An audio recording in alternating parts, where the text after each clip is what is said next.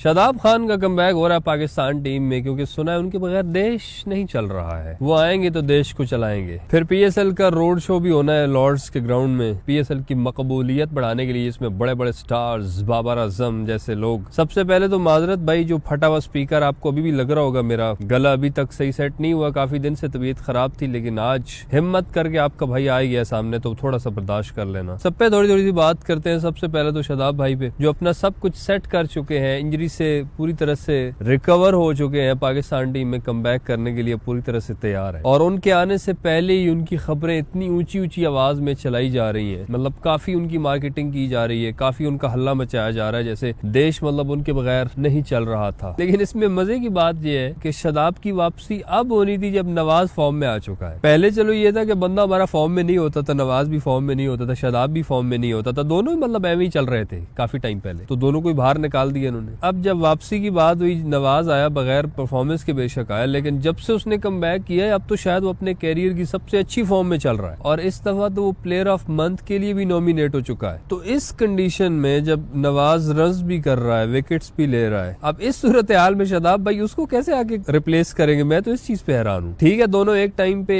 एक टीम में खेल तो सकते हैं, लेकिन बेस्ट ये होता है कि एक और राउंडर जो स्पिनर होता है वो ही खेलता है, या नवाज खेलता है या शादाब खेलता है, साथ में एक फास्ट बॉलर और राउंडर होता है, जो कि आपके हमारे वन एंड ओनली राणा। अब स्टोक्स अशरफ, उनकी तो आजकल तक रिप्लेसमेंट कोई आई नहीं ना, कोई माई का लाल पैदा ही नहीं हुआ जो राणा जी को रिप्लेस कर सके, तो उनकी तो कोई रिप्लेसमेंट है नहीं। अब नवाज की ही रिप्लेसमेंट है शादाब खान, और शादाब खान का अब कम बैक हो रहा है, वो इंजरी से आ रहा है वापस, कोई उसकी फॉर्म है नहीं, कोई पता नहीं है कैसा वो परफॉर्म। सलमान आदा जी ने रिसेंटली ये कहा भी था कि शादाब तो वाइस कैप्टन है, मतलब वो तो टीम का हिस्सा, इसीलिए T20 टीम में कोई वाइस कैप्टन है ही नहीं हमारा। और सलमान आदा जी शादाब खान को लाजमी स्क्वाड में डालेंगे, क्योंकि काफी दूर का लिंक है इनका, काफी पुरानी बिरादरी है। क्योंकि जब सलमान आदा जी की T20 में भी जगह नहीं बनती थी पाकिस्तान में, तब भी इस्लामाबाद यूनाइटेड की तरफ से वो खेल रहा था। इस्लामाबाद के शादाब खान कैप्टन है, शादाब उनको अपनी कैप्टनसी में खिला सकता है, तो आदा जी क्यों नहीं खिलाएंगे अपनी कैप्टनसी में अपने भाई को? हाँ, दोस्ती का हक तो अदा करना होता है ना। फिर अब शादाब भाई पाकिस्तान टीम में तो खेलेंगे ही खेलेंगे, चाहे जो मर्जी हो जाए, क्योंकि माशाल्लाह उनकी काफी ज्यादा लिंक्स हैं, तो मतलब वो तो टीम में रहेंगे पक्के, कोई और रहे न रहे। अगर नवाज अच्छी फॉर्म में है, नवाज को रिप्लेस ना कर पाए, तो फिर ये बलिदान देना होगा अबरार अहमद को, क्योंकि वो एज अ स्पिनर खेलता है ना पाकिस्तान टीम में। तो अगर शादाब की जगह वैसे ना बन रही हो, तो फिर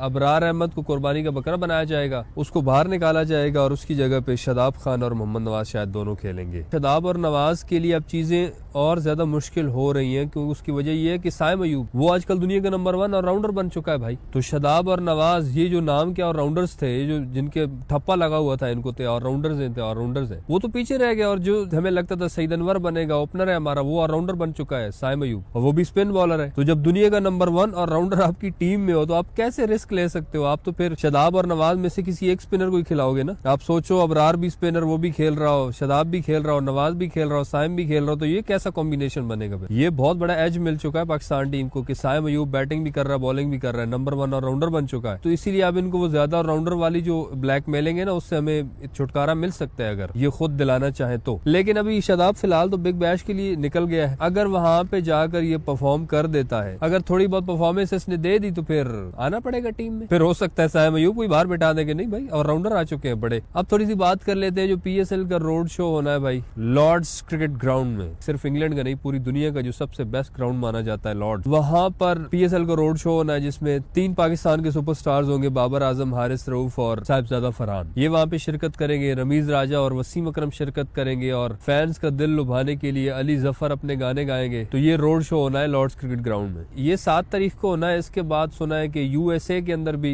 एक रोड शो रखा जाएगा, वहां पे भी पीएसएल को ग्लोबली थोड़ा सा और चमकाने के लिए, दुनिया के सामने लाने के लिए। असल मेन रीजन है इसका, क्योंकि 2 इन्होंने नई टीमें ऐड करनी है, और इनको इन्वेस्टर्स अच्छे वाले चाहिए, तगड़े वाले। नॉर्मल इन्वेस्टर्स तो होंगे इनके पास, और ये चाहते यही है कि पाकिस्तानी इन्वेस्टर कोई यहाँ का ना हो, कोई बाहर का ही हो। बेशक पाकिस्तानी होगा तो पाकिस्तानी ही, बाहर मुल्क में रहने वाले ना, वो इनका ये ज्यादा फायदेमंद होंगे। तो जो बाहर मुल्क रहते हैं, इंग्लैंड वगैरह में, यूएसए में, अगर उन्होंने इन्वेस्ट किया तो उनके लिए इतना मसला नहीं होगा पैसे का, क्योंकि वहां पे आपको पता है थोड़ा और हिसाब होता है ना। वहां पे ये छोटे पैसे, वैसे उनके लिए बड़े लेवल पे पैसा होता है तो उनके पास। तो ये वहां के इन्वेस्टर्स को अट्रैक्ट करने के लिए पीएसएल के रोड शोज कर रहे हैं। वहां के इन्वेस्टर्स जो है वो थोड़े अट्रैक्ट हों, जो 2 नई टीमें हैं उसमें पैसा लगाने के लिए वो तैयारी पकड़े। वैसे भाई आपको क्या लगता है, क्या इस रोड शो से पीएसएल को कोई बेनिफिट होने वाला है या बस वैसे ही है? जो भी राय हो कमेंट्स में बताना। वीडियो सही लगे तो भाई लाइक और सब्सक्राइब कर देना।